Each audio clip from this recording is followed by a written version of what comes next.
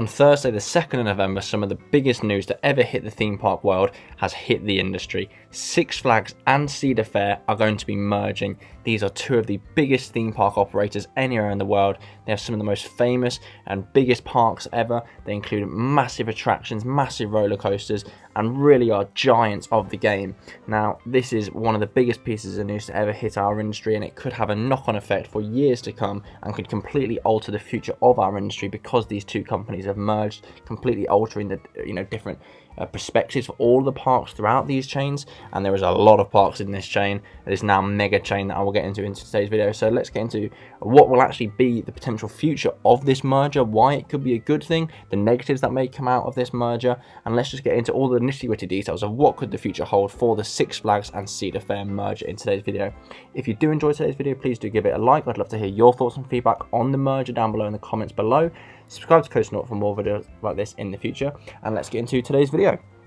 So as I've said, this was a $3 billion merger that occurred on the 2nd of November 2023, which will now see a mega chain operating 27 theme parks, 15 water parks, and I believe 9 resorts and hotels as well, to combine a 51 total properties. And actually, sorry, I was just looking at my notes here. It was actually $8 billion deal, not $3 billion. I actually misread that slightly.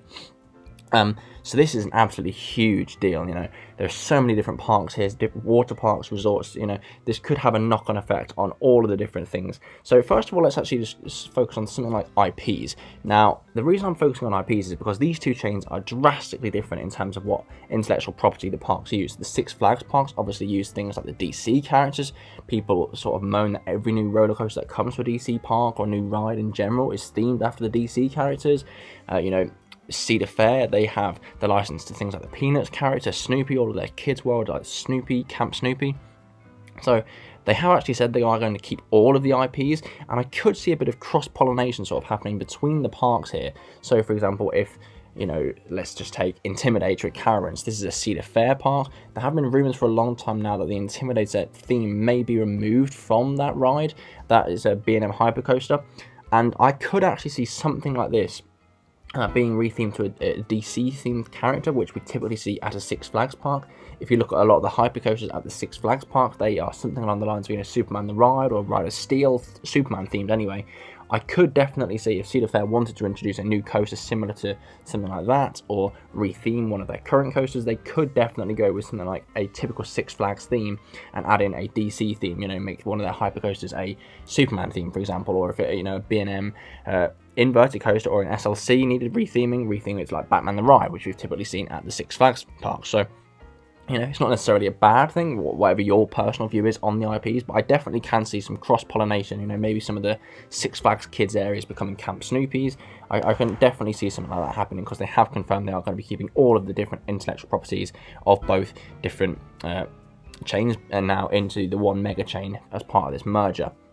In terms of the overall name of the different parks, I don't think anyone needs to panic. I don't think we're going to see Six Flags Cedar Point or Magic Mountain change names again. What I do think we will see is, though, Six Flags with a lot of their parks, they didn't actually operate all of their parks. So some of the smaller parks like the Great Escape or Frontier City, in the names, they aren't something like Six Flags Magic Mountain or Six Flags Great Adventure. They are a Great Escape, a Six Flags park, or Frontier City, a Six Flags park. Now, Six Flags actually have technically bought Cedar Fair as part of this merge, even though Cedar Fair will own slightly more of the shares, 51% Cedar Fair to 49% Six Flags. I am not a lawyer. Do not ask me to get into the details of that. I don't quite know how it works, but Six Flags technically own Cedar Fair now in this.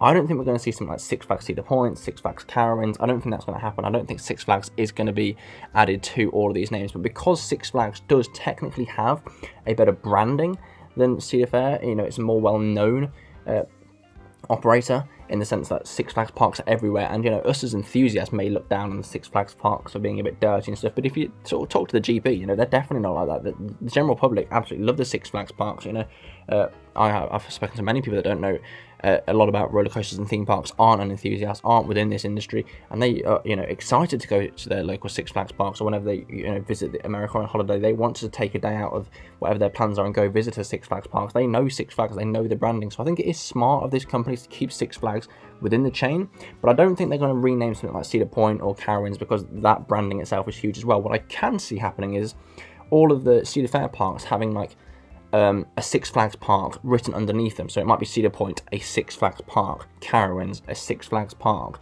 you know, Kings Island, a Six Flags park. This might take a long time to get used to, but I don't necessarily think that means it's a bad thing. I think it's just about incorporating the best of both of these former chains into one mega chain now, and I think that's what will happen for everything. I think they're going to try and take the best aspects of both of these chains and combine it into one. So in terms of branding, I think that is a smart move from the park. And as part of their conference call, you know, when they announced the merger to all of their investors and stuff, the two operators that they wanted to compete with weren't people like the Hershey parks, you know, that operate things like Dollywood. What they actually referenced were Disney and Universal, and now that shows Disney and Universal are on a different level. You know, the amount of budget that they can throw at Rise, they can throw hundreds of millions of dollars out of these new attractions, and you know, the level of theming at these parks is so much above even the best Cedar Fair parks, which are known for some of their good theming. You know, this shows they are really aiming high, and you know, this could be a truly revolutionised area for our industry, in the sense that, you know, people are panicking that Cedar Point might not now have as good investment or as good theming in the future. It might become more like a Six Flags park. I really don't think that's happening, because they don't just want to create like a monopoly in the regional theme parks. I think they do want all of their parks to become these mega destination parks that can compete with the likes of Disney and Universal. So what I actually think will happen, we will start to see the best of both chains, like I've said before. I think we'll start to see different manufacturers for roller coasters that works with the previous chains now be used across the whole chain. So we've heard before that, you know, Cedar Fair haven't liked working with RMC, haven't liked working with Intamin, because they've experienced bad customer service from those different manufacturers in the past. You know, they've had bad experiences with Rise, a lot of downtime and stuff. And then we've seen the likes of Six Flags, on the other hand, doing loads of coasters with RMC. RMC are easily the biggest customer of Six Flags. They've started to work with Intamin again now. So I think we might start to see these manufacturers that have typically only worked with one of the chains start to pop up at all of the chains. There is a lot of Cedar Fair wooden coasters that could definitely benefit from an RMC treatment. Cedar Fair typically work with the more expensive manufacturers like B&M and Mack. I think there's a hell of a lot of Six Flags parks that could benefit from getting a decent quality, very reliable B&M or a Mack roller coaster. So I think we will start to see all these different roller coaster manufacturers pop up throughout the chains. I think that is a fantastic thing for our industry, not just for us as enthusiasts, but you know, just improving the general roller coasters and reliability and the ride quality at all of these parks. That is a fantastic thing, in my opinion. The only sort of con that I can actually see of all of this happening is for some of the smaller parks. Now, it has typically been known for a long time now that both Cedar Fair and Six Flags like to pump new additions into their mega parks. So if you look at the Cedar Fair chain, it's always Cedar Point, Kings Island, Kings Dominion getting a lot of investment.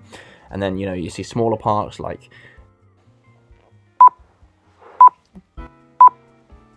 Michigan's Adventure not getting a lot of new coasters and things like that, or Dorney Park, for example, although they have started to get a new coaster for the 2024 season with Iron Menace. And then Six Flags chain again, you know, Fiesta Texas is a fantastic park. Magic Mountain always gets a lot of investment, so does Great Adventure. But a lot of those parks, like Six Flags America on the same hand, also don't get a lot of investment. This could go one of two ways. We could start to see, and I sort of hope it's not this way for the sake of the mega parks. I think we could maybe see more balanced investment, in the sense that, you know, we see less into all of the different mega parks, so less into Knott's Berry Farm, less into Cedar Point, less into Magic Mountain, and maybe more spread out through these smaller parks. However, what I can actually see happening is a lot of these smaller parks being let go and sold from the chain, because there are so many mega parks for this chain to now focus on. You know, you have things like Knott's Berry Farm, Carowinds, Cedar Point, Kings Island, Magic Mountain, Great Adventure, Fiesta Texas. These are so many really important mega parks that need focusing on, need a lot of investment. And then I think some of what we would now class as like middling parks in the chain are going to become the smaller parks within this mega chain, and what we did consider the small parks like Six Flags America, like Michigan's Adventure, are likely going to be sold off to either independent theme park operators or maybe some other chains like Hershend and things like that.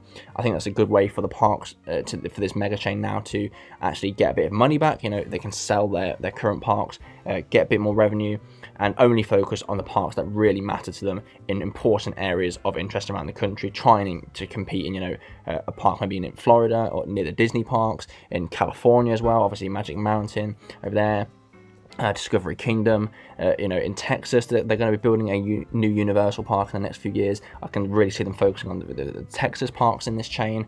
Obviously Cedar Point, Kings Island in Ohio, that's sort of a lockdown area for this chain. And I do think this will benefit all of these mega parks in the long run. I just think some of these smaller parks that previously didn't get much investment will likely be sold off from the chain to smaller operators, which in turn could actually be a benefit for those parks as well. You know, they might not get much attention in this chain that now operates 51 different attractions, but if you sell, you know, Six Flags America to maybe Hershend, that might be a fantastic thing for Six Flags America, which has not got a new coaster in absolutely years. You know, focused on more by a smaller chain that doesn't operate as many different parks. They may be able to put a lot more time and investment into focusing on that park and seeing what they could do to improve it. So it may sound bad that a lot of these parks may get sold, but I do think it could actually benefit those parks in the future as well, unless it seems like you know, maybe something like California Great America that's apparently being sold to, you know, a housing developer. I can't see many of these parks, if any, actually being knocked down completely, you know, being closed and sold off to, you know, a housing developer, unless the money is absolutely crazy. I can't see that happening. I could see it being sold to other operators though. I think the only question is though, what does this mean for parks like Six Flags Qiddiya, you know, over here in Saudi Arabia? That's going to be an absolute mega park. It's going to, you know, build it's the tallest, fastest, longest roller coaster in the world. How will something like this affect parks like that? Are we going to see more of these insane mega parks pop up all over the world? Maybe we'll now see a Six Flags Cedar Fair joint park in Australia, in Europe, in Japan, China, something like that. You know, these destination parks all over the world that they now have the money to invest, parks everywhere. Get the Six Flags and Cedar Fair name out there in the same way that Disney and Universal have these parks all over the world. That's just me speculating. I've not really seen anything like that online, but I think that's a definite possibility for the future if they are trying to compete with Disney and Universal. But what do you think down below on this merger? This is absolutely huge news. I think this could send shockwaves throughout the industry. I don't think we're going to see the effects for at least maybe 2025, 2026, because 2024 season, you know, all of the new investments have already been announced. The season passes have already been sold and advertised, things like that. So I think it's going to take maybe 4, 5, 6 years until we actually see, you know, the knock-on effects of this merger actually hit the industry and actually in the parks. I'm not sure we'll actually see too much of this actually noticeable really as enthusiasts, but I do think to sort of conclude with one thing, we're going to see the best of both chains. We're going to see the best IPs, the best branding, the best manufacturers now, and the best choices of new rides, and a lot more increased ride reliability, and the best roller coaster choices coming to all of these parks. I think this is a fantastic thing for our industry, and an only positive thing in my opinion. But what do you guys think below? There's a lot of different opinions going around online at the minute. I'd love to hear your thoughts and feedback down in the comment section below. If you did enjoy today's video, please do give it a like. It massively helps out the channel. Subscribe to Coasternaut for more videos like this in the future. Thank you very much for watching, and I'll see you in the next one.